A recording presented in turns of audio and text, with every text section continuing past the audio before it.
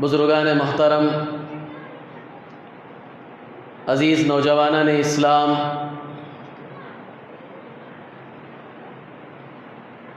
آج اسلامی مہینوں کے اعتبار سے 27 رجب المرجب کا مہینہ ہے۔ اس مہینے کی 27ویں تاریخ ہے اور رجب کے مہینے میں 27ویں تاریخ عام طور پر مسلمانوں میں واقعہ معراج کے نام سے معروف اور مشہور ہے۔ اس تاریخ میں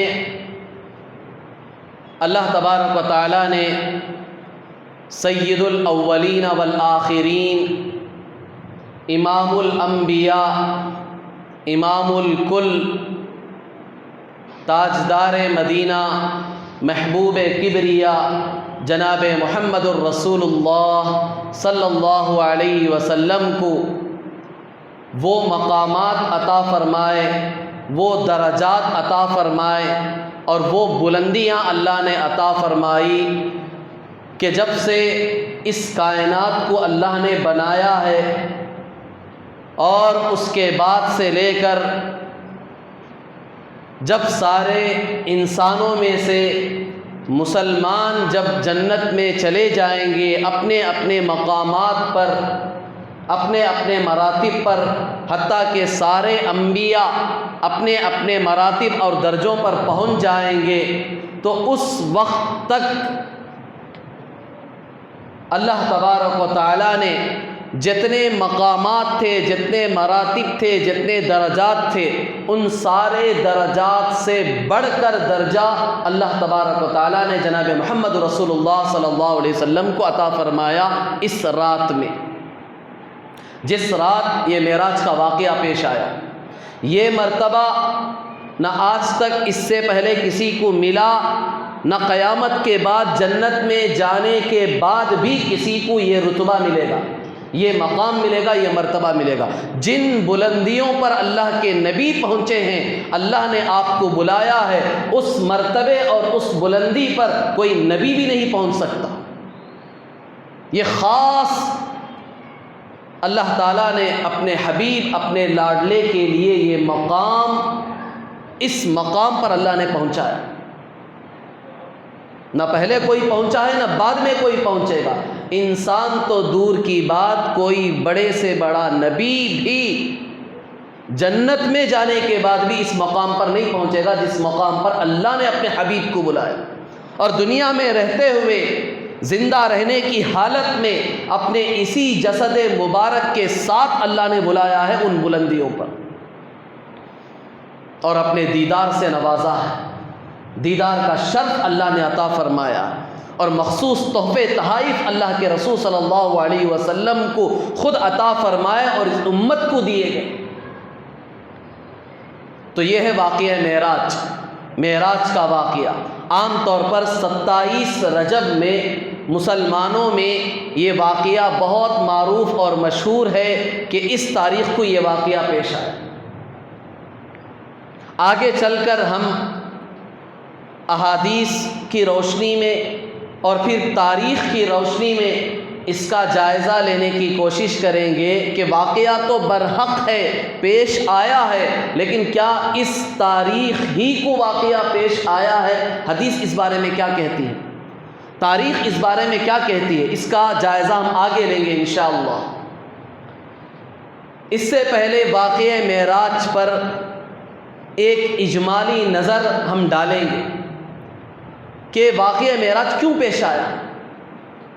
اللہ تبارک و تعالیٰ نے آپ علیہ الصلاۃ والسلام کو اتنی بلندیوں پر کیوں بلایا، ایسے مقامات اللہ نے اپنے حبیب کو کیوں عطا کیے، اس کے کیا وجوہات ہیں؟ تو سب سے پہلے ہم یہ بات اچھی طرح سمجھ لیں کہ اسلام میں جتنے مہینے ہیں اور جتنی اہم تاریخیں شمار کی جاتی ہیں، اہم فضیلتوں والے دن کہلاتے ہیں، ان کے پیچھے ایک بڑی تاریخ ہے، بڑی بڑی قربانیاں ہیں۔ اسلام چند رسم و رواج کا دین نہیں ہے کہ فلاں واقعہ پیش آ گیا، فلاں چیز ہو گئی تو اس لیے اس دن کی فضیلت بیان کی گئی، اس مہینے کی فضیلت بیان کی گئی۔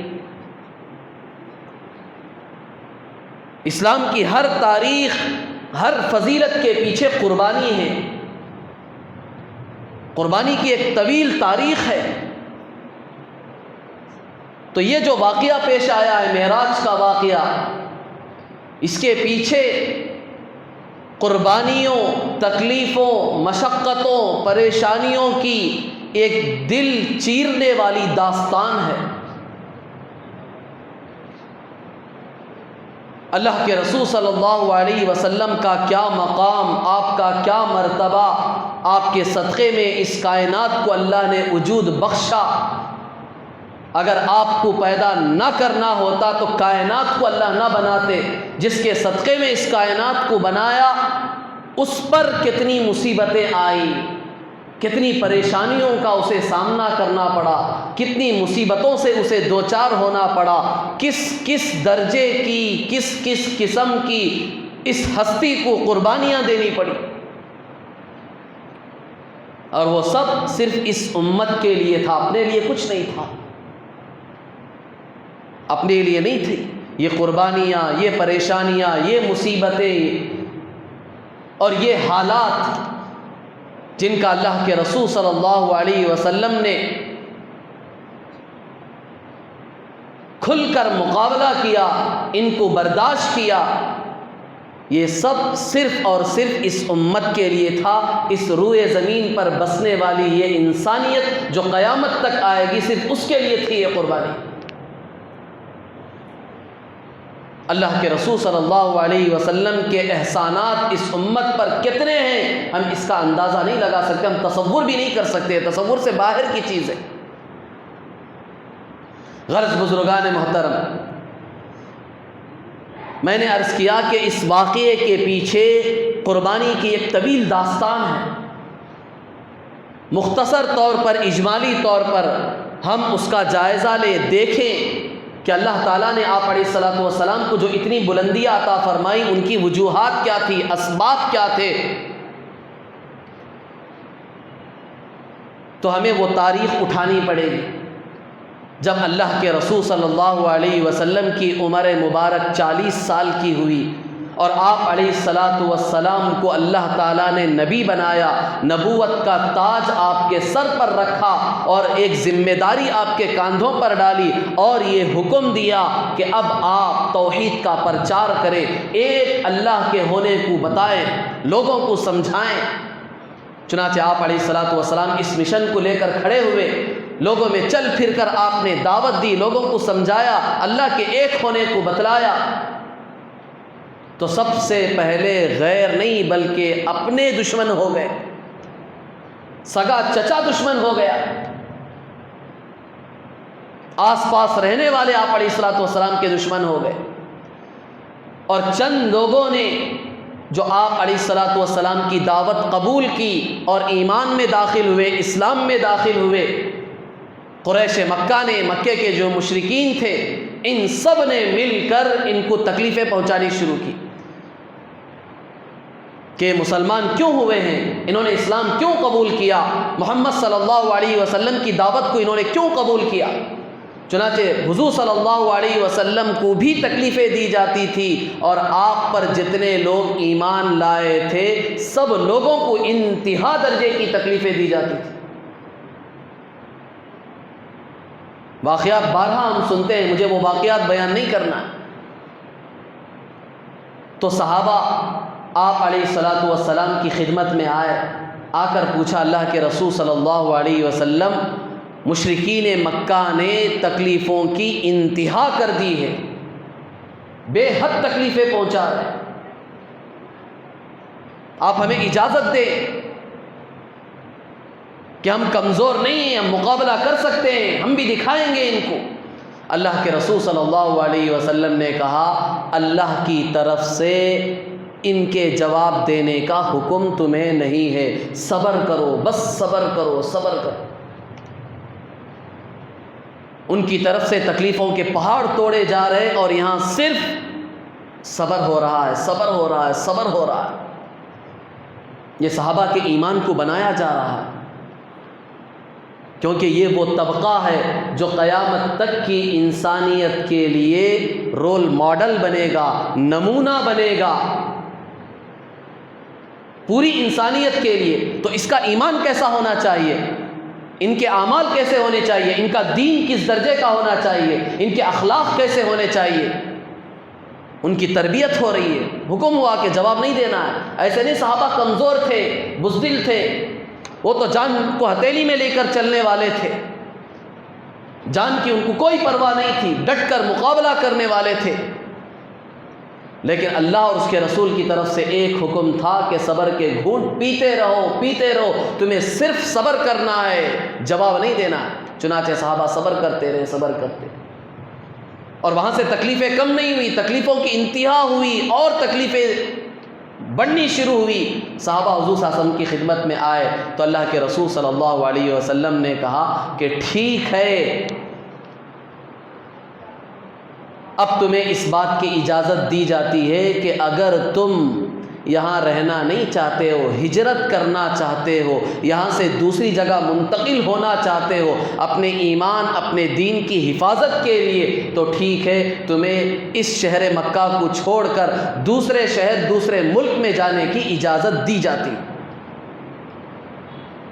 صحابہ خود نہیں نکلے، اللہ کے رسول صلی اللہ علیہ وسلم سے مشورہ کیا، آپ کی کیا رائے ہے، کہاں جائیں ہم؟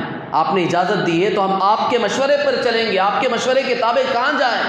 صحابہ کو اللہ کے رسول صلی اللہ علیہ وسلم نے یہ رائے دی کہ ملک حبشہ چلے جائیں، وہاں عیسائی بادشاہ ہے لیکن بہت انصاف پسند ہے، نرم دل ہے، تم وہاں جاؤ گے تو وہ کسی اور آدمی کو تمہارے اوپر ظلم کرنے کی اجازت نہیں دے گا، اور نہ وہ بادشاہ خود تمہارے اوپر ظلم کرے گا، وہ انصاف پسند بادشاہ ہے۔ چنانچہ وہاں تم چلے جاؤ، اللہ تبارک و تعالی ان قریب ہم سب کو جمع کرے گا۔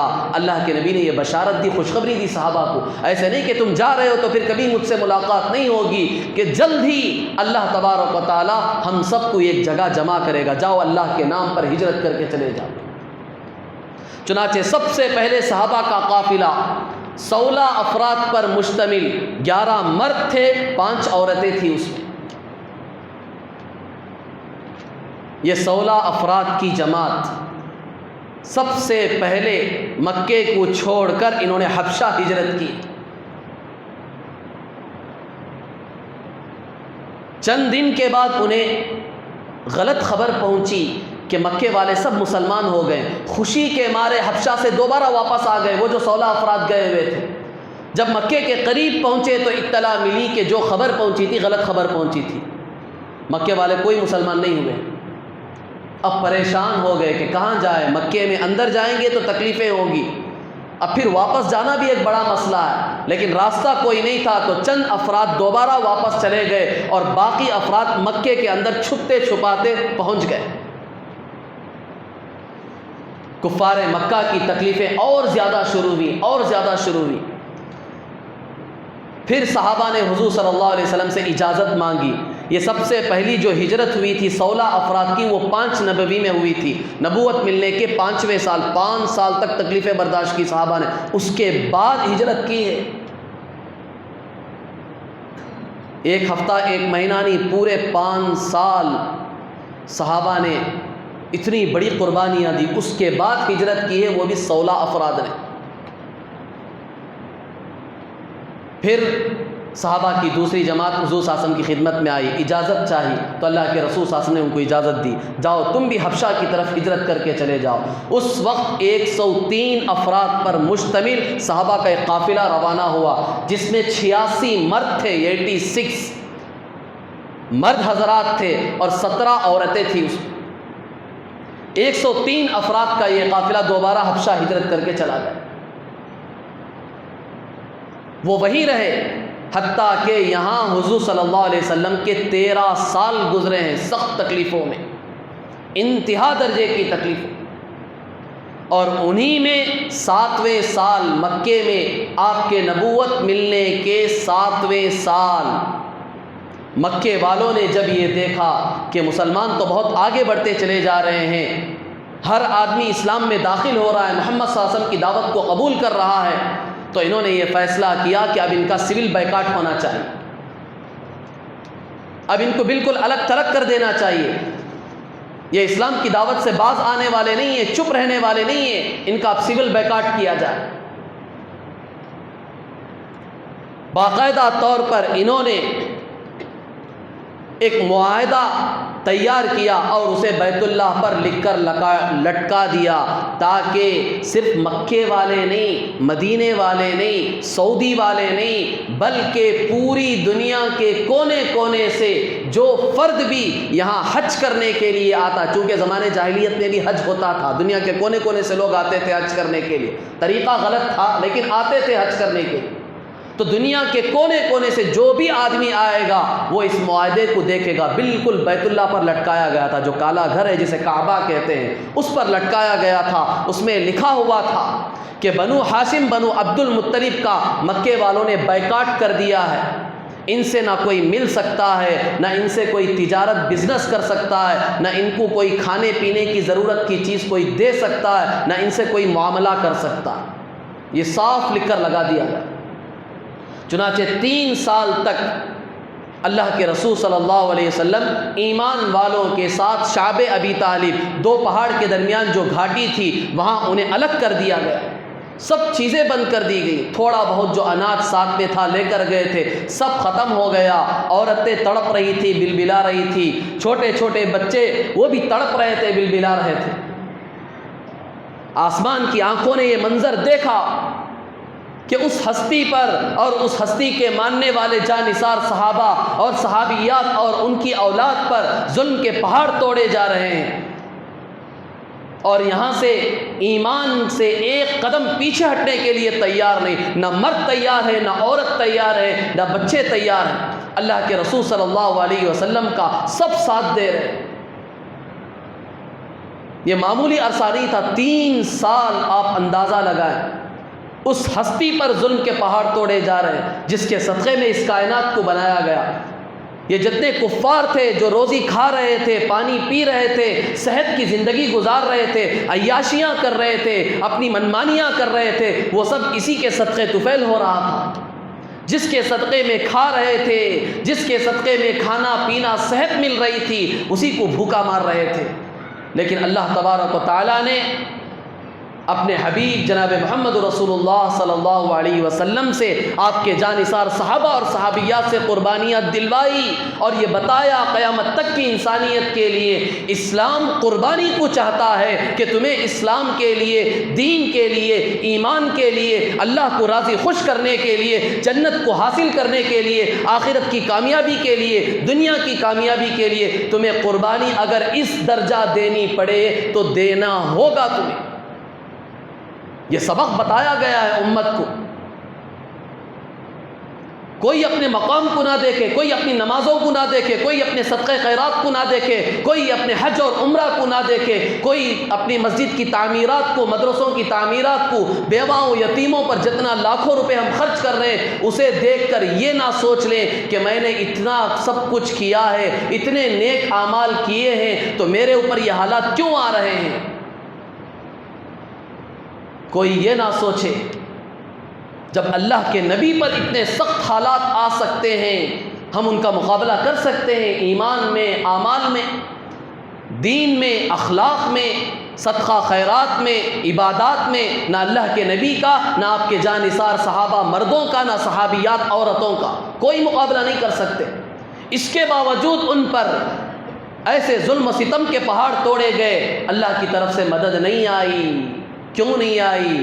یہ قیامت تک کے مسلمانوں کو بتانا تھا کہ دین کوئی ہنسی کھیل کی چیز نہیں ہے جو آج ہم نے بنا لیا ہے، چند رسم و رواج کا نام ہم نے دین بنا لیا ہے، اچھے اچھے مزے کی چیزیں ہمارے سامنے آتی ہیں تو ہم نے اسی کو دین سمجھ لیا اور اسی کا نام دین دے دیا۔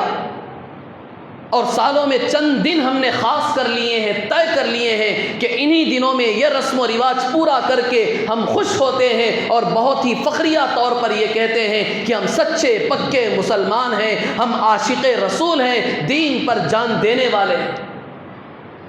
دین اس کا نام نہیں ہے، دین قربانیوں کو چاہتا ہے۔ جس طرح اللہ کے نبی نے، صحابہ نے قربانیاں دی، یہ قربانیاں اللہ نے دلوائی تاکہ لوگوں کو پتہ چلے۔ اللہ جانتے ہیں، اللہ کے سامنے قیامت تک کی انسانیت کے پورے حالات ہیں۔ انسان آئیں گے، لوگ آئیں گے قیامت کے قریب، مسلمان ایسے ہوں گے ان کا ایمان کمزور ہوگا، ان کا دین کمزور ہوگا، وہ چند رسم و رواج کو دین سمجھ کر اسی میں منہمک رہیں گے، مزے کی زندگیاں گزار رہے ہوں گے اور یہ سمجھ رہے ہوں گے کہ جنت ہمارے لیے تیار کھڑی ہے۔ ایسا کچھ نہیں ہوگا۔ یہ پہلے طبقے کو، یہ پہلی جماعت کو اور اپنے حبیب کو اللہ تبارک و تعالیٰ نے اتنی قربانیوں سے اسی لیے گزارا کہ یہ امت، یہ مسلمان سمجھے دین کسے کہتے ہیں۔ دین ہنسی اور کھیل کود کا نام نہیں ہے۔ باپ داداؤں سے جو رسم و رواج چلے آ رہے ہیں صرف ان کو اپنانے کا نام دین نہیں ہے۔ دین اس کا نام ہے اللہ کے نبی کی سیرت کو دیکھو، زندگیوں کو دیکھو۔ یہ سب کچھ ہمارے لیے کیا ہے، اپنے لیے نہیں۔ یہ دین ہم تک پہنچانے کے لیے اتنی قربانیاں دی تھی۔ چاہتے تو مکہ چھوڑ کر بھاگ جاتے، اللہ کے نبی کا ساتھ چھوڑ دیتے۔ کون اتنی قربانیاں دے گا؟ یہ قربانیاں صرف اس لیے دی گئی کہ جو ذمہ داری، جو دین ہم تک پہنچائے، قیامت تک کی انسانیت کے لیے پہنچانا۔ چنانچہ وہ 3 سال کا عرصہ ایسی سخت تکلیفوں کے ساتھ گزرا ہے۔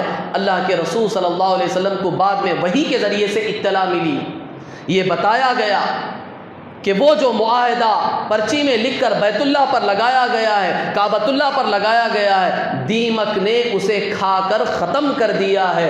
صرف اس کاغذ پر اب اللہ کا نام باقی ہے، پورا کاغذ دیمکوں نے کھا کر ختم کر دیا۔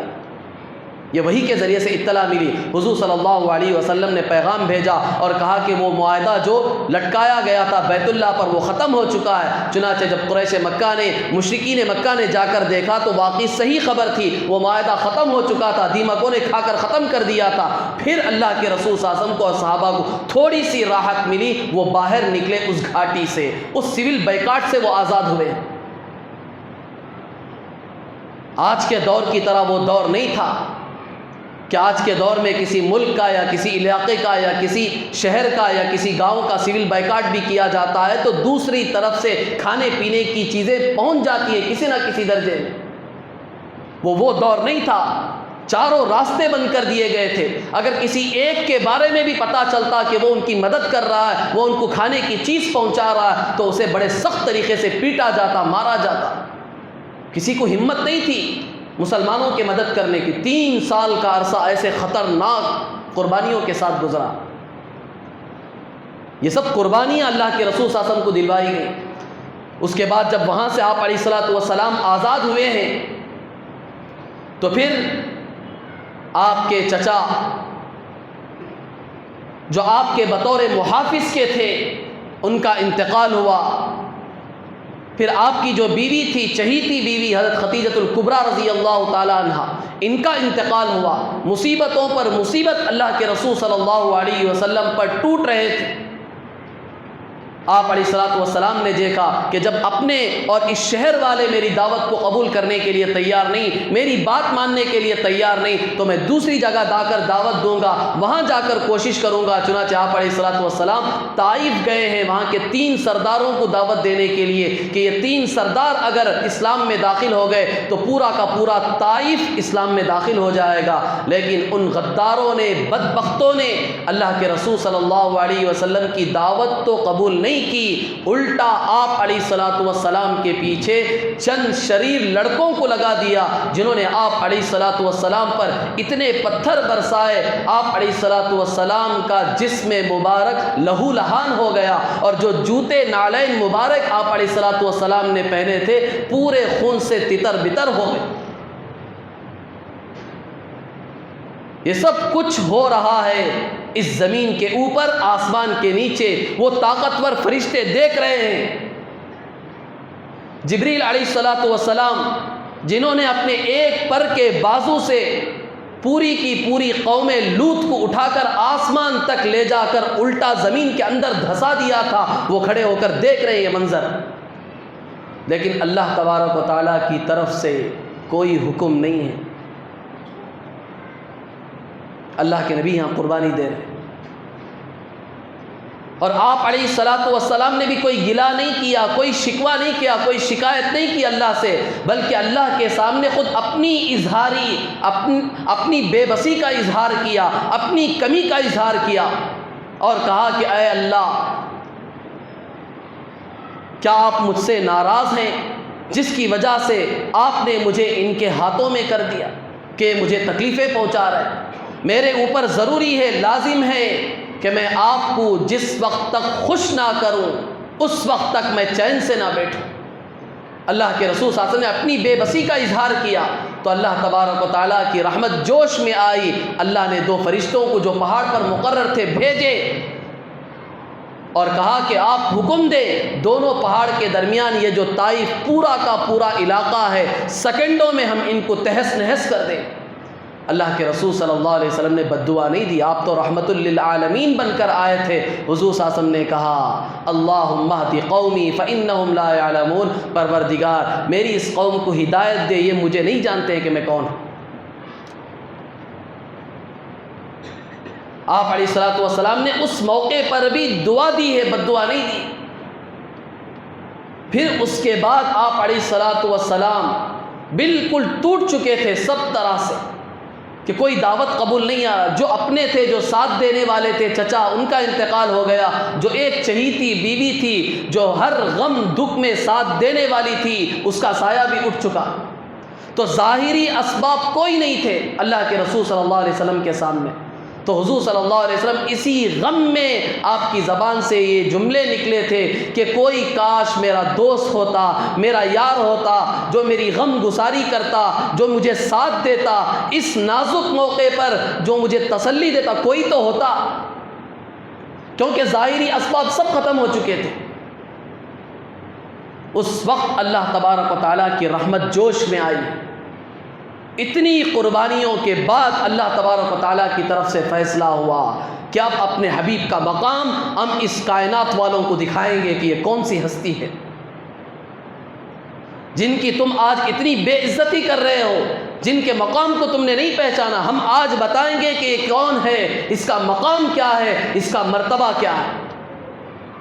چنانچہ اللہ تبارک و تعالیٰ نے فیصلہ کیا کہ اب اپنے حبیب کو ان بلندیوں پر ہم بلائیں گے، انسان تو انسان، جنات تو جنات، اب تک جتنے انبیاء دنیا میں آئے ہیں ان میں سے کوئی ایک نبی بھی اس مقام کو نہیں پہنچ سکے گا۔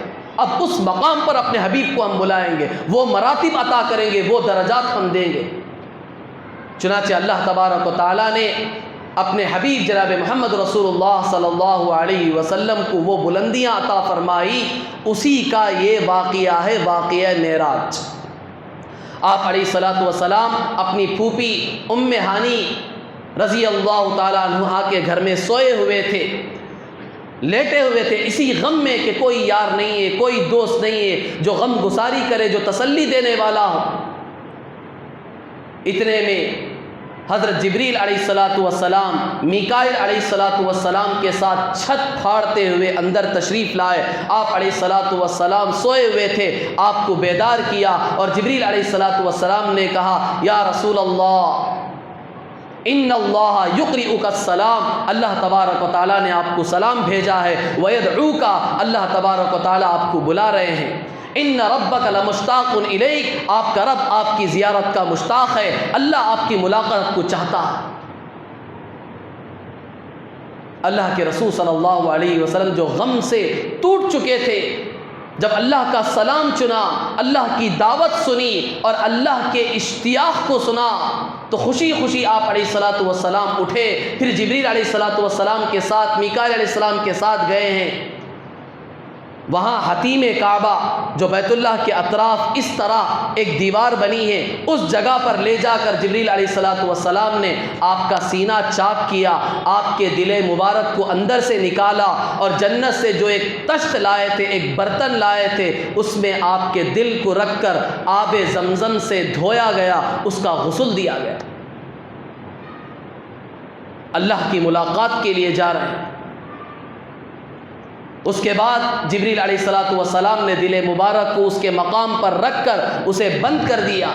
پھر وہاں سے سفر ہوا ہے جبریل علیہ الصلوۃ والسلام کے ساتھ، جنت سے جو ایک سواری سفید رنگ کا جانور جسے براق کہتے ہیں، برقن کہتے ہیں عربی میں بجلی کو، جس طرح بجلی سیکنڈوں میں لاکھوں کلومیٹر کا سفر طے کرتی ہے، اس طرح تھا وہ جانور۔ یہ جانور لایا گیا، اس پر آپ علیہ الصلوۃ والسلام سوار ہوئے، اور مسجد حرام سے مسجد اقصیٰ جو ہزاروں کلومیٹر ہے، لمحوں میں وہاں سفر ہوا۔ وہاں جا کر آپ علیہ الصلوۃ والسلام نے اپنی سواری وہاں باندھی، پھر مسجد میں داخل ہوئے، 2 رکعت آپ نے نماز پڑھی، پھر دیکھا تو پوری مسجد کھچا کھچ بھری ہوئی ہے۔ وہ کون تھے؟ وہ سارے کے سارے نبیوں کو اللہ نے جمع کیا تھا کہ سب کو پتہ چلے کہ شخصیت کون ہے، اس کا مقام مرتبہ کیا ہے۔ اور آپ علیہ الصلوۃ والسلام کو امام الانبیاء بنا گیا، سب نبیوں کے امام بن کر آپ نے کھڑے ہو کر اس وقت سارے نبیوں کو نماز پڑھائی۔ نماز ختم ہوئی تو پھر جبریل علیہ الصلوۃ والسلام نے آپ کو مسجد اقصیٰ سے آسمان کا سفر کرایا، اور وہ سفر اس جانور کے ذریعے سے نہیں بلکہ معراج، ایک سیڑھی لگائی گئی، معراج کہتے ہیں عربی میں سیڑھی کو۔ مسجد اقصیٰ سے آسمانوں کا جو سفر ہوا ہے وہ سیڑھی کے ذریعے سے ہوا ہے۔ کس تیزی کے ساتھ ہوا ہے، تصور سے باہر کی چیز ہے۔ آج انسان اگر یہ سوچ کر کہے کہ یہ واقعہ اتنے کم لمحوں میں، اتنے کم وقت میں ہوا ہے، یہ تو امپاسبل ہے، یہ ناممکن ہے، تو آج کے دور میں بظاہر آدمی اسے ناممکن نہیں کہہ سکتا، کیونکہ آج کے دور میں جو چیزیں نئی نئی ایجادات ہوئی ہیں، اسے دیکھ کر پہلے زمانے میں جو چیزیں محال، امپاسبل سمجھی جاتی تھی، آج کے زمانے میں تو ایسی بہت ساری چیزیں وجود میں آ چکی ہیں۔ سلیمان علیہ الصلوۃ والسلام کا تخت جو ہوا میں اڑتا تھا، پوری رعایا کو لے کر، پورے جنات کو لے کر، صرف 6000 سونے چاندی کی اس پر کرسیاں لگی ہوتی تھی جو انبیاء اور علماء کے لیے لگائی ہوئی ہوتی تھی، اور اس کے ساتھ پھر انسان ہوتے تھے، جنات ہوتے تھے، ان سب کو لے کر وہ تخت اڑتا تھا، اور اس کے اوپر سارے کے سارے پرندے سایہ فگن ہوتے تھے دھوپ کی روشنی سے انسانوں کو بچانے کے لیے۔ تو یہ تصور سے باہر کی چیز تھی، لیکن آج کے دور میں فلائٹس آ چکے ہیں، ہوائی جہاز آ چکے، 400 500 حتیٰ کہ 800 افراد کو لے کر اڑنے والے ہوائی جہاز بن چکے، اور کتنے سامان کو لے کر وہ ہوائی جہاز اڑ رہے ہیں۔ تو ایک معمولی انسان جس کی کوئی حیثیت نہیں ہے، جب وہ اتنا بڑا ہوائی جہاز بنا سکتا ہے، اتنے مسافروں کو ساز و سامان کے ساتھ لے کر ہزاروں کلومیٹر کا سفر طے کرا سکتا ہے، وہ تو وقت کے نبی تھے۔ ان کی طاقت کا اندازہ کون لگا سکتا ہے؟ اللہ نے تو پوری دنیا کی بادشاہت انہیں عطا فرمائی تھی، تو ان کی سواری بھی اس شان کی تھی اس زمانے۔ اور آج کے دور میں اللہ کے رسول صلی اللہ علیہ وسلم کا یہ سفر جو براق پر ہوا ہے، مسجد حرام سے بیت المقدس تک، مسجد اقصیٰ تک، ہزاروں کلومیٹر کا سفر لمحوں میں، سیکنڈوں میں ہوا ہے، اسے سمجھنا بھی آج کوئی مشکل نہیں ہے۔ آج کل کے جو لفٹ آ چکے ہیں، یہاں تو ہمارے ہندوستان میں تو ایسی کوالٹیز کے نہیں ہیں، وہاں جو باہر ملکوں میں جو چیز ایجاد ہوتی ہے 15 سال کے بعد ہمارے ملک میں ایجاد ہوتی ہے، بہت پیچھے ہے۔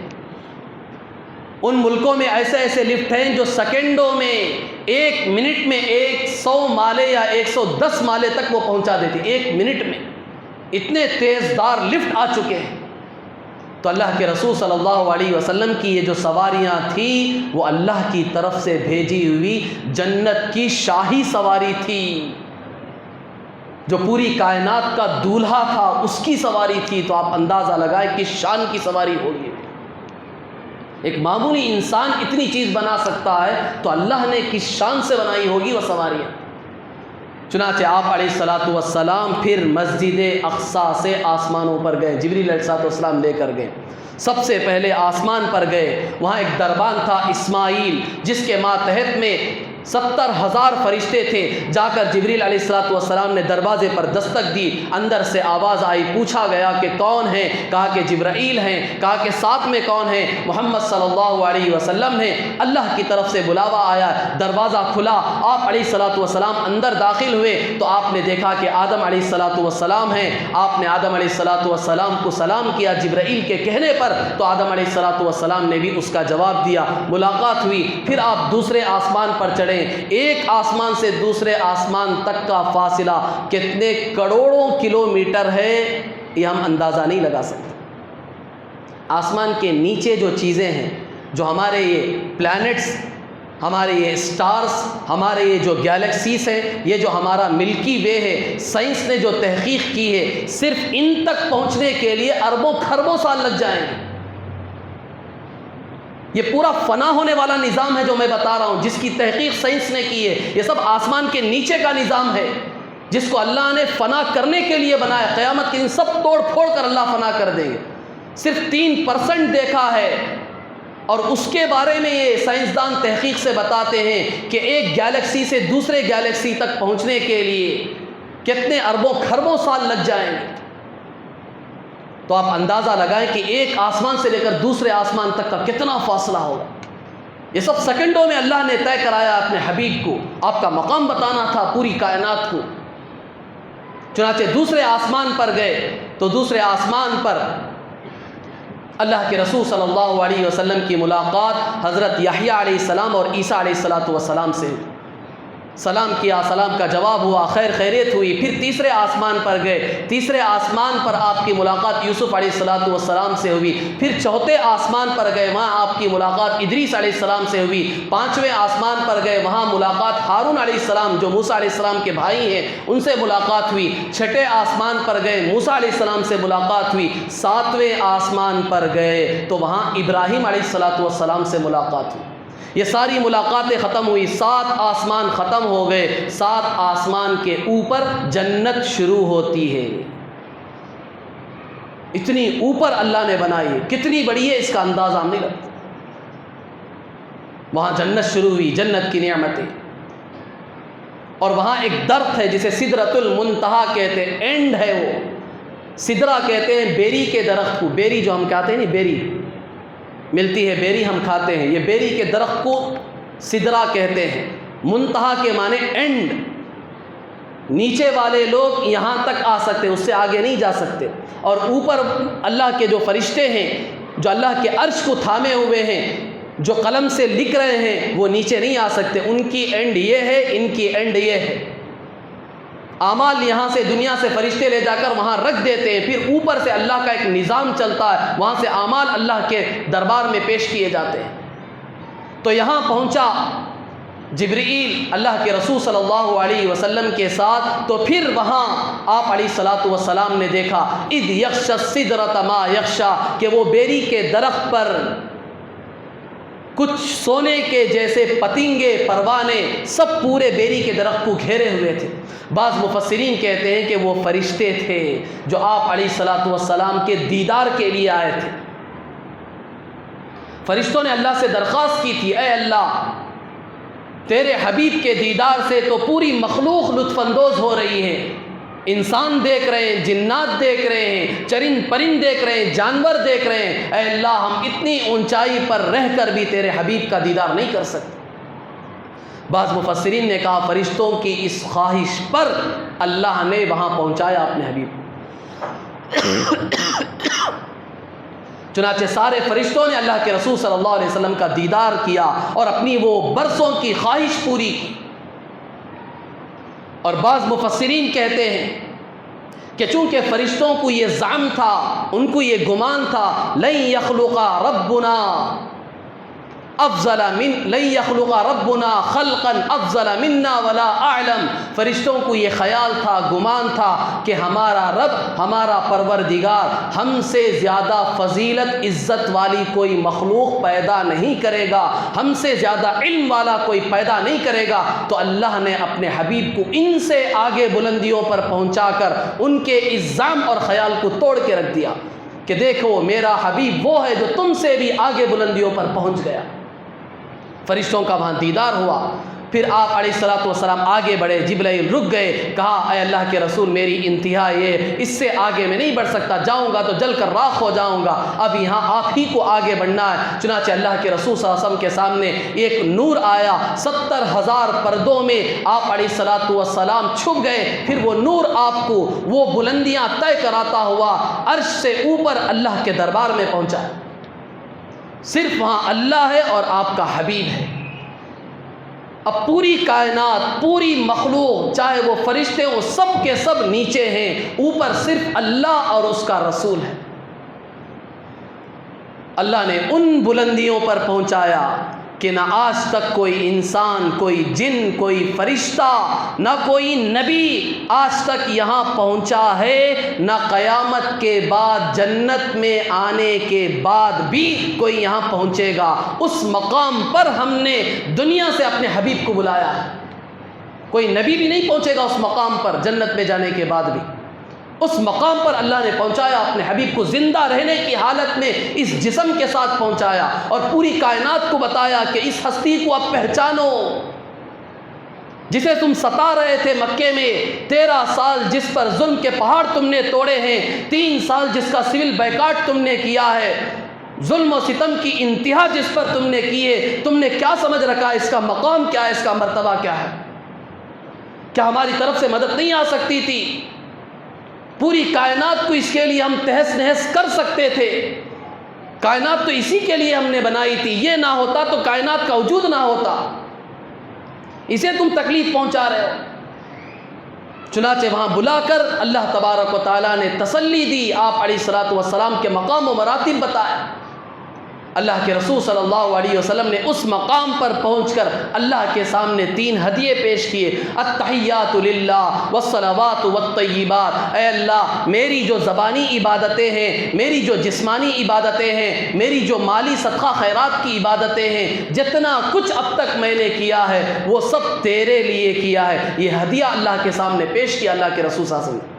اللہ کی طرف سے بھی آپ علیہ الصلوۃ والسلام پر 3 انعامات ہوئے، السلام علیک ایھا النبی ورحمۃ اللہ وبرکاتہ۔ اے نبی، ہم آپ پر سلامتی بھیجتے ہیں، رحمت بھیجتے ہیں، برکتیں بھیجتے ہیں۔ اس انتہا پر پہنچ کر بھی اللہ کے رسول صلی اللہ علیہ وسلم نے اس نافرمان امت کو نہیں بھلایا۔ وہ تو کائنات کی انتہا ہے، وہ اس سے آگے اور کوئی چیز نہیں ہے جس انتہا پر اللہ کے نبی پہنچے ہیں۔ وہ تو اینڈ آف دی کائنات ہے، وہ وہاں پہنچ کر بھی، جنت سے آگے پہنچ کر بھی اللہ کے رسول صلی اللہ علیہ وسلم نے اس نافرمان امت کو نہیں بھلایا۔ جو امت آج اللہ کے نبی کی سنتوں کا مذاق اڑا رہی ہے، اسے نبی کے طریقے پسند نہیں ہے، اسے نبی کا لباس پسند نہیں ہے، اسے نبی کا چہرہ پسند نہیں ہے، اسے نبی کے عادات و اطوار پسند نہیں ہے، اسے نبی کی تعلیمات پسند نہیں ہے، اسے نبی کے اخلاق پسند نہیں ہے، اسے آج غیروں کے ہر طریقے اچھے لگتے ہیں۔ ایسی نافرمان امت کو بھی اللہ کے نبی نے وہاں بھی یاد کیا، جب اللہ کی طرف سے سلامتی کی بارشیں برس رہی تھی، رحمتوں کی بارشیں برس رہی تھی، برکت کا نزول ہو رہا تھا، اللہ کے رسول صلی اللہ علیہ وسلم نے اپنی امت کو ساتھ لیا، السلام علینا وعلی عباد اللہ الصالحین۔ ہم پر بھی، ہمارے نیکوکار جتنے بھی بندے، میری جو امت ہے، اے اللہ ان سب پر بھی سلامتی ہو۔ وہاں پر بھی اس امت کو یاد کیا۔ پھر اللہ تبارک و تعالیٰ نے خصوصی پیغام، خصوصی تحفہ اس امت کو دیا اپنے حبیب کے ذریعے سے۔ وہ 50 نمازیں تھیں کہ میرے محبوب یہ 50 نمازوں کا تحفہ لے کر جاؤ اپنی امت کے پاس اور ان سے کہہ دو کہ جو ان 50 نمازوں کی پابندی کرے گا، ہم ذمہ لیتے ہیں، عہد کرتے ہیں کہ اسے جنت میں داخل کریں۔ حضور صلی اللہ علیہ وسلم خوشی خوشی لے کر وہ نمازیں آئے۔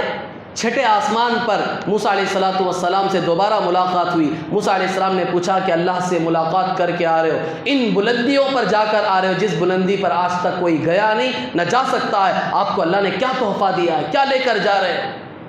حضور صلی اللہ علیہ وسلم نے کہا اللہ نے میری امت کو 50 نمازیں دی ہیں۔ موسیٰ علیہ السلام بنی اسرائیل کو دیکھ چکے تھے کہ وہ 2 وقت کی نماز نہیں پڑھتی تھی، 2 وقت کی نماز تھی بنی اسرائیل کے لیے، صرف 2 وقت وہ نہیں پڑھتی تھی۔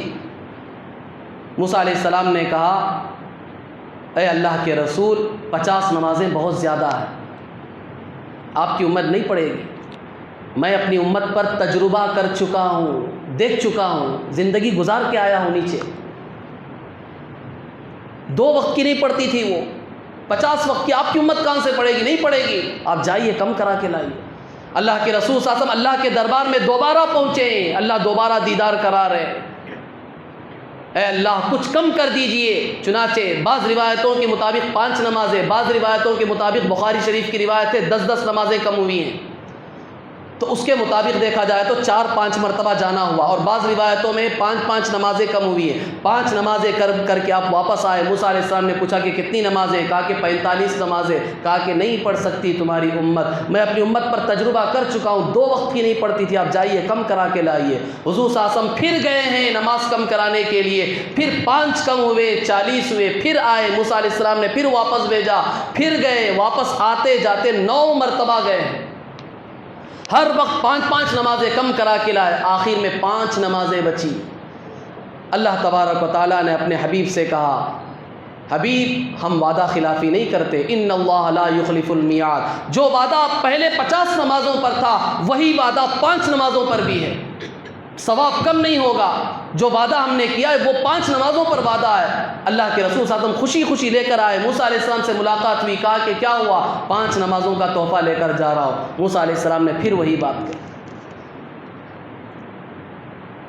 اللہ کے رسول نہیں پڑھے گی آپ کی امت، کیونکہ میں اپنی امت پر تجربہ کر چکا ہوں۔ بخاری شریف کی روایت ہے، یہی الفاظ ہیں بعینہ، کہ میں اپنی امت پر تجربہ کر چکا ہوں۔ نہیں پڑھتی تھی، 2 وقت کی نماز نہیں پڑھتی تھی۔ اللہ کے رسول صلی اللہ علیہ وسلم نے کہا کہ بہت ہو گیا، 9 مرتبہ جا کر آ گیا ہوں، 50 کی 5 ہوئی، اب شرم آتی ہے جانے کے لیے، اور کتنا کم کرا۔ چنانچہ وہ 5 نمازوں کا تحفہ لے کر آئے اللہ کے رسول صلی اللہ علیہ وسلم۔ یہ ہے واقعہ معراج، یہ قیمتی تحفہ ان بلندیوں سے اللہ کے رسول صلی اللہ علیہ وسلم لے کر آئے ہیں جن بلندیوں پر کوئی مخلوق نہیں پہنچ سکتی، اس بلندی پر اللہ کے نبی پہنچے ہیں، اور اللہ نے وہاں بلا کر قیمتی تحفہ دیا ہے، وہ ہے نماز کا تحفہ۔ اور وہ قیمتی چیز آج امت کے 95% لوگ بھلا چکے، 95% لوگ۔ اتنا عالی، اتنا قیمتی، اتنا فضیلت والا، ایسا معیاری شاہی تحفہ جو اللہ کے رسول صلی اللہ علیہ وسلم اس بلندیوں پر جا کر لے کر آئے تھے، آج اسی تحفے کو ہم پھینک کر اس کی بے عزتی کر رہے ہیں، اسے ہم نے پاؤں تلے ڈال کر رون دیا۔ ہمارے نزدیک وہ تحفے کی کوئی حیثیت نہیں، کوئی اہمیت نہیں۔ ایسا بھی کوئی تحفہ ہوتا ہے؟ اس تحفے کا اس روئے زمین پر کوئی مقابلہ کر سکتا ہے؟ ایک معمولی کوئی بڑا آدمی، کوئی مالدار، اسکول کے معمولی، آپ اندازہ لگائیں، اسکول کے معمولی جو سرٹیفکیٹس ملتے ہیں، جو ہمیں میڈلز ملتے ہیں، اسے کتنا سجا کر رکھتے ہیں ہم، اسے دیکھ کر خوشی محسوس کرتے ہیں۔ کئی حکومت کی طرف سے ڈگریوں کے نام پر کوئی میڈلز مل جاتے ہیں، بڑے بڑے میڈلز، بڑے بڑے سرٹیفکیٹس مل جاتے ہیں۔ ڈاکٹرز کو دیکھو، انجینئرز کو دیکھو، سائنسدانوں کو دیکھو، کتنی شان و شوکت کے ساتھ فریم بنا کر گھر کے اس مقام پر لگاتے ہیں کہ ہر ایک کی نظر دیکھے یا نہ دیکھے اس پر ضرور پڑے گی۔ معمولی تحفوں پر کتنا فخر کرتے ہیں ہمیں اندازہ بھی نہیں ہے کہ نماز کا تحفہ کہاں سے آیا ہے، اس کا مقام کیا ہے، اس کا مرتبہ کیا ہے۔ یہ کائنات کی انتہا پر بلا کر اللہ نے دیا ہے، اس اونچائی پر بلا کر دیا ہے جس اونچائی پر کوئی مخلوق نہیں پہنچ سکتی۔ اتنا قیمتی تحفہ آج ہم نے اپنے پیٹھ پیچھے، اپنے پاؤں تلے ڈال کر اسے رون دیا ہے، کوئی اہمیت نہیں۔ 95% بلا مبالغہ بول رہا ہوں، امت نماز نہیں پڑھتی، اور عاشق رسول کا دعویٰ ہے ہمارا کہ ہم عاشق رسول ہیں، ہم مسلمان ہیں، سچے پکے مسلمان ہیں۔ اسلام اس چیز کا نام ہے۔ میں یہی شروع میں سمجھانا چاہ رہا تھا خطبے میں، جو باتیں میں نے چند افراد تھے جن کے سامنے میں نے تمہید باندھی تھی کہ اسلام چند رسم و رواج کو پورا کرنے کا نام نہیں ہے، اسلام قربانیوں سے وجود میں آیا ہے، اس کے پیچھے قربانی کی طویل داستان ہے۔ قرآن پڑھ کر دیکھو، حدیث کا پورا ذخیرہ پڑھ کر دیکھو، پوری ہسٹری، پوری تاریخ پڑھ کر دیکھو، اسلام کے پیچھے تمہیں صرف اور صرف قربانیاں ملیں گی۔ وہاں یہ رسم و رواج کی کوئی حیثیت نہیں، کوئی جگہ نہیں۔ امت جیسے جیسے اس خیر القرون کے دور سے اللہ کے رسول صلی اللہ علیہ وسلم اور آپ کے صحابہ کے دور سے دور ہوتی گئی، جیسے جیسے دور ہوتی گئی، ایسے ایسے دین سے دور ہو کر رسم و رواج میں پھنس گئی۔ آج ہمارے اعمال کیا ہیں؟ خود اپنے اپنے گروہبانوں میں جھانک کر دیکھو، ہم کیا کر رہے ہیں؟ جو کام کرنے کے ہیں وہ تو ایک بھی نہیں کرتے ہم۔ جس کا حکم اللہ نے، اس کے رسول نے دیا ہے، ان میں سے ایک کام نہیں کرتے ہیں، اور جن سے منع کیا ہے، جن کا حکم نہیں دیا ہے، انہی میں بڑھ چڑھ کر حصہ لیتے ہیں۔ جتنے خرافات ہیں ان سارے خرافات میں ہم بڑھ چڑھ کر خوشی خوشی حصہ لیتے ہیں، اور اس امید پر حصہ لیتے ہیں کہ اس پر ثواب ملے گا۔ حقیقت روایات میں کھو گئی، یہ امت خرافات میں کھو گئی۔ جو حقیقی دین تھا وہ رسم و رواج میں چلا گیا۔ یہ امت پوری کی پوری خرافات میں کھو گئی، غلط سلط رسم و رواج میں چل پڑے، اسی کو دین سمجھ لیا۔ نہیں کرنے کے کام بڑے شوق ذوق سے کرتے، منع بھی کریں گے تو نہیں مانیں گے، نہیں کریں گے ہم۔ یہ 22 رجب المرجب پور کی فاتحہ کے نام سے، کنڈوں کے نام سے یہ جو حلوے پکائے جا رہے ہیں، پوریاں پکائی جا رہی ہیں، تقسیمیں کی جا رہی ہیں، ثواب سمجھ کر کیا جا رہا ہے۔ کیا شریعت میں اس کی کوئی اصل ہے، کوئی جڑ ہے؟ کیا قرآن میں ہے؟ کیا حدیث میں ہے؟ کیا اللہ کے رسول صلی اللہ علیہ وسلم سے یہ چیز ثابت ہے؟ کیا صحابہ سے ثابت ہے؟ اولیاء سے ثابت ہے؟ کسی نے اس طرح کے رسم و رواج کیے ہیں؟ اس کا مقصد کیا ہے؟ اس کا مقصد ایصال ثواب ہے، ثواب پہنچانا ہے۔ ہم کیا کہتے ہیں کہ یہ 22 رجب المرجب کو حضرت جعفر صادق رضی اللہ تعالیٰ عنہ کی ولادت ہوئی، پیدائش ہوئی۔ غلط تاریخ ہے جو شیعہ نے ہمیں غلط رسم میں ڈال دیا ہے۔ ان کی ولادت ایک روایت کے مطابق 8 رمضان کو ہوئی ہے، دوسری روایت کے مطابق 12 ربیع الاول کو ہوئی ہے۔ رجب کے مہینے میں ان کی پیدائش ہی نہیں ہوئی۔ اصل میں 22 رجب المرجب کو امیر معاویہ رضی اللہ تعالیٰ عنہ کا انتقال ہوا تھا، جن کو شیعہ سے سخت نفرت ہے۔ شیعہ بڑے سخت دشمن ہیں امیر معاویہ رضی اللہ تعالیٰ عنہ، کہ ان کے انتقال کی تاریخ پر وہ خوشیاں مناتے ہیں، اور امت کے ایک بڑے طبقے کو غلط رسم و رواج میں ڈال کر، ان کو بہکا کر یہ بتا دیا کہ یہ تاریخ جعفر صادق رضی اللہ تعالیٰ عنہ کی پیدائش کی ہے، لہذا خوشیاں مناؤ۔ بیچارے مسلمان کچھ پتہ نہیں ہے کہ صحیح کیا ہے، غلط ہے، منا رہے ہیں، باپ داداؤں سے رسم و رواج چلے آ رہے ہیں، ثواب پہنچانے کے لیے یہ کام کر رہے ہیں۔ کیا کر رہے ہیں؟ خود کھا رہے ہیں، پی رہے ہیں۔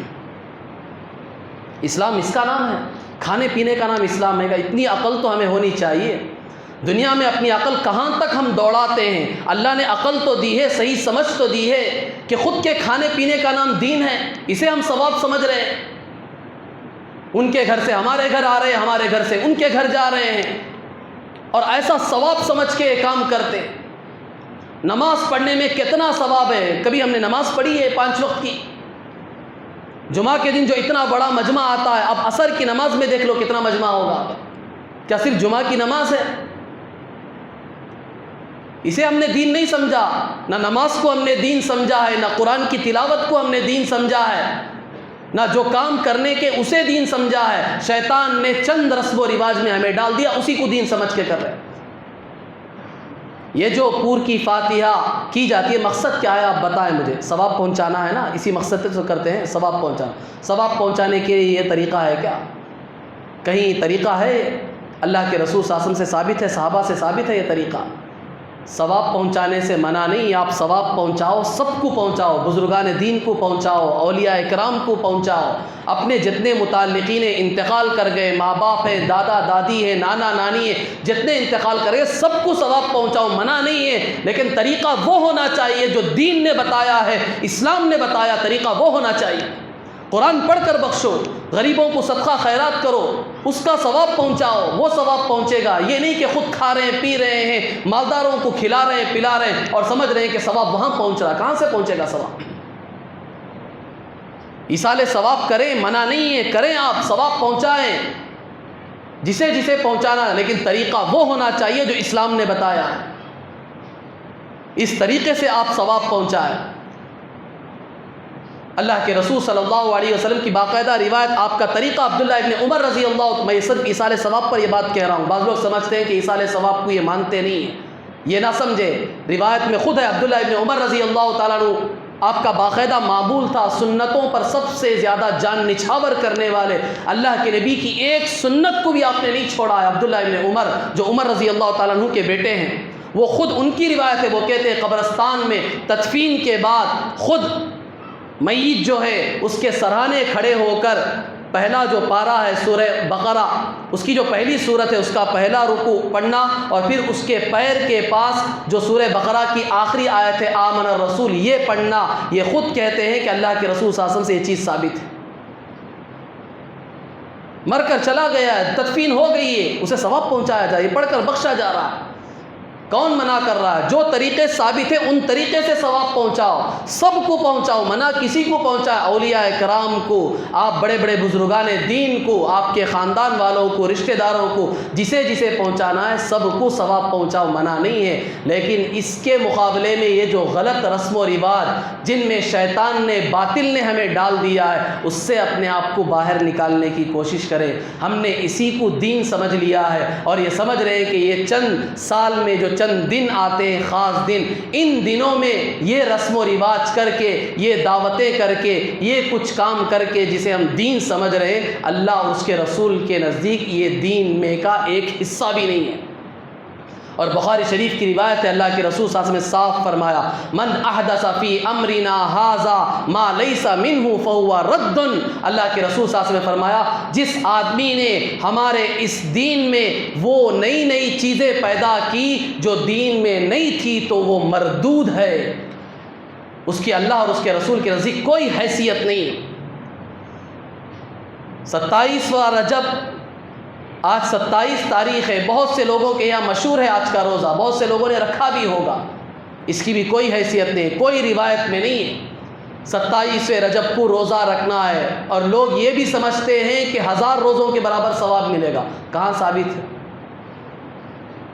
ایک روایت صحیح نہیں بتا سکتے جس میں آیا ہو 27 رجب کا روزہ ہے۔ روزے رکھنے کے جو دن آتے ہیں رمضان، اس میں تو رکھتے نہیں، طرح طرح کے بہانے بناتے ہیں، مجھے بی پی ہے، مجھے شوگر ہے، مجھے فلاں ہے، میں دکان میں جاتا ہوں، میں بہت بزی ہوں، فلاں ہوں فلاں ہوں، لاکھ بہانے بناتے۔ جو روزے رکھنے کے وہ تو نہیں رکھتے، جو فرض روزے ہیں۔ اور یہ 27 رجب کا روزہ نہ فرض ہے، نہ واجب ہے، نہ سنت ہے، نہ مستحب ہے، کوئی حیثیت ہی نہیں ہے دین کی اس میں۔ اب یہ روزہ دیکھو، ہر آدمی فون کر رہا، مستقل فون پہ فون آ رہے ہیں، مسئلے پوچھ رہے ہیں کہ روزہ کب سے رکھنا ہے، کیا دعا پڑھ کے رکھنا ہے، کیا کیا اعمال کرنے ہیں، اس کے پیچھے پڑے ہوئے۔ نہیں کرنے کے کام جو غلط ہیں، دین کے خلاف کام ہیں، انہی میں آج لوگ دلچسپی دکھاتے ہیں، مسلمان انہی میں بڑھ چڑھ کر حصہ لیتا ہے۔ پھر اللہ کی مددیں کہاں سے آئیں گی ہمارے اوپر؟ روزہ رکھنا عبادت ہے، لیکن شریعت کا حکم ہے اللہ جو کہیں اس پر رکھیں تو عبادت کا ثواب ملے گا۔ دیکھو دین کسے کہتے ہیں یہ سمجھو، دین کہتے ہیں اللہ اور اس کے رسول کے حکم پر چلنا، اسے دین کہتے ہیں۔ اپنی منمانی سے نماز پڑھنا، اپنی منمانی سے روزہ رکھنا یہ دین نہیں ہے۔ اللہ نے جب جیسے حکم دیا، رسول اللہ نے جب جیسے حکم دیا، اس پر عمل کرنے کا نام دین ہے۔ حج میں جاتے ہیں، میدان عرفات سے جب واپس آتے ہیں، آپ لوگوں کو معلوم ہے عصر کی نماز پڑھنے کے بعد غروب تک وہاں رہتے ہیں، سورج غروب ہونے کے بعد میدان عرفات سے نکلتے ہیں، حالانکہ پوری زندگی سورج ڈوبتے ہی کیا پڑھتے ہیں؟ مغرب کی نماز پڑھتے ہیں۔ اللہ نے کہا کہ نہیں، اب میرا حکم ہے نماز نہیں پڑھنا، پڑھو گے تو حرام ہے۔ دین اس کا نام ہے، اللہ کے حکم پر چلنے کا نام دین ہے۔ نماز ہے، گناہ نہیں ہے میدان عرفات میں، لیکن میدان عرفات میں بھی کوئی مغرب کی نماز پڑھے گا تو ثواب تو دور کی بات، الٹا گناہ ہوگا، بہت بڑا مجرم ہوگا۔ یہ مثال دے کے سمجھا رہا ہوں۔ لوگ پوچھتے ہیں روزہ رکھنا عبادت ہے، آپ منع کیوں کر رہے ہیں؟ لوگ جو پوچھتے ہیں نہیں 27واں رجب کا روزہ رکھنا، یہ حدیث سے کہیں سے ثابت نہیں ہے، پوری سیرت میں کہیں ثابت نہیں ہے، نہ اولیاء اکرام سے ثابت ہے، کہیں سے بھی ثابت نہیں ہے۔ جب ان کو یہ مسئلہ بتایا جاتا ہے تو سوال یہ کیا جاتا ہے کہ آپ روزے سے کیوں روک رہے ہیں؟ روزہ تو عبادت ہے، یہی بات میں سمجھانا چاہ رہا ہوں، روزہ عبادت ہے، لیکن روزہ عبادت اس وقت ہوگا جب ہم روزے کو اس وقت رکھیں گے جس وقت رکھنے کی اللہ اور اس کے رسول نے اجازت دی ہے، اللہ اور اس کے رسول نے حکم دیا ہے۔ عام دنوں میں آپ روزہ رکھیں، یہ تاریخ آپ نے کہاں سے طے کی؟ اس کا ثبوت کہاں سے؟ 27 رجب کا۔ تو جیسے مغرب کی نماز وہاں پڑھنا جائز نہیں ہے آپ کے لیے، مزدلفہ میں جا کر عشاء کے وقت میں آپ کو مغرب کی نماز پڑھنی ہے۔ مغرب کی رکعت آپ کتنی پڑھتے ہیں؟ 3 رکعت پڑھتے ہیں، روزانہ 3 رکعت پڑھتے ہیں، سال بھر 3 رکعت پڑھتے ہیں، پوری زندگی 3 رکعت پڑھتے ہیں۔ اگر کوئی یہ کہے کہ نہیں میرا دل چاہتا ہے کہ میں مغرب کی بھی 4 رکعت پڑھوں، بتاؤ ثواب ملے گا گناہ ہوگا؟ جرم کر رہا ہے یا نماز پڑھ رہا ہے؟ یہ ہے سوال۔ نماز ہی تو پڑھ رہا ہے، غلط کام تو نہیں کر رہا ہے، 4 رکعت پڑھ رہا ہے، تو ثواب نہیں گناہ ہوگا، بڑا مجرم ہوگا شریعت کی نگاہ میں۔ کیوں؟ نماز ہی ہے لیکن طریقہ بدل گیا ہے۔ یہ بات سمجھنے کی، یہ موٹی بات ہے، اگر اسے سمجھ لیں تو صحیح دین کیا ہے یہ سمجھنا ہمارے لیے آسان ہو جائے گا۔ آپ کو روزہ رکھنے سے منع نہیں کیا جا رہا، یہ بھی تو دیکھیں اللہ کے رسول نے کیا 27 رجب کو روزہ رکھا ہے، جسے آپ معراج کا واقعہ کہہ رہے ہیں۔ 27 رجب جو عام طور پر معراج کے واقعے کے نام سے مشہور ہے پوری دنیا میں، آپ نے حدیث کھول کر دیکھی ہے، تاریخی روایات کھول کر دیکھی ہیں، مفسرین اور شارحین حدیث کو کھول کر دیکھا ہے، انہوں نے اس کے بارے میں کیا لکھا ہے؟ سال کے بارے میں 4 قول ملتے ہیں۔ 5 نبوی میں یہ واقعہ پیش آیا، 6 نبوی میں یہ واقعہ پیش آیا، 11 نبوی میں یہ واقعہ پیش آیا، 12 نبوی میں یہ واقعہ پیش آیا۔ سال بھی طے نہیں ہے کون سے سال میں پیش آیا، اتنا اختلاف ہے۔ اور مہینے کے بارے میں 5 مہینے ہیں، مختلف مفسرین نے شارحین نے بیان کیے۔ بعض نے کہا کہ ربیع الاول کا مہینہ تھا، بعض نے کہا کہ ربیع الثانی کا مہینہ تھا، بعض نے کہا کہ رجب کا مہینہ تھا، بعض نے کہا کہ رمضان کا مہینہ تھا، بعض نے کہا شعبان کا مہینہ تھا، شعبان نہیں بلکہ شوال کا مہینہ تھا۔ مہینے میں بھی 5 قول ہے، ہم رجب کو پکڑے ہوئے ہیں کہ 27 رجب کو واقعہ معراج پیش آیا، 5 قول ہیں۔ اور دن کے بارے میں جو تاریخ 27 رجب ہم نے طے کی ہے، تاریخ کے بارے میں بھی 2 قول ہے، بعض کہتے ہیں 17 تاریخ کو، بعض کہتے ہیں 27 تاریخ۔ سال طے نہیں ہے، مہینہ طے نہیں ہے، تاریخ طے نہیں ہے، دن طے نہیں ہے، تو ہم یہ 27 رجب کو جو طے کر کے فضیلت میں یہ جو روزہ رکھتے ہیں اور یہ سمجھتے ہیں کہ 1000 روزوں کا ثواب ملے گا، اس کا ثبوت کہاں سے؟ تو یہ غلط رسم و رواج میں ہمیں شیطان نے ڈال دیا ہے، بہکا دیا ہے، اور صرف ان چند چیزوں کو کر کے ہم یہ سمجھتے ہیں کہ ہم دین پر چل رہے ہیں، اللہ اور اس کے رسول کو خوش کر رہے ہیں، ہم سچے پکے مسلمان ہیں۔ اس سے ہمیں باہر نکلنا ہے، اس دھوکے سے ہمیں اپنے اور اپنی نسلوں کو، خاندانوں کو بچانا ہے، اور صحیح دین معلوم کر کے اس پر عمل کرنے کی کوشش کرنا ہے۔ موٹی موٹی چند چیزیں ہیں، 5 وقت کی نماز کی پابندی کرو، رمضان سال میں 1 مرتبہ آتا ہے، 1 مہینے کے فرض روزے رکھ لو، اس کے علاوہ جھوٹ سے بچو، دھوکے سے بچو، دوسروں کے جو حقوق اللہ نے ہمارے اوپر رکھے ہیں ان حقوق کو ادا کر دو۔ یہ چند چیزیں ہیں، ان کو بھی اگر ہم صحیح معنوں میں کر لیں گے جو کرنے کے کام ہیں، انشاءاللہ جنت ہمارے استقبال میں کھڑی ہوگی، 8 دروازے ہمارے لیے کھلے ہوئے ہوں۔ ان کاموں کو چھوڑ کر طرح طرح کے خرافات میں پڑیں گے تو پھر نہ دنیا کے رہیں گے نہ ہم آخرت کے رہیں گے۔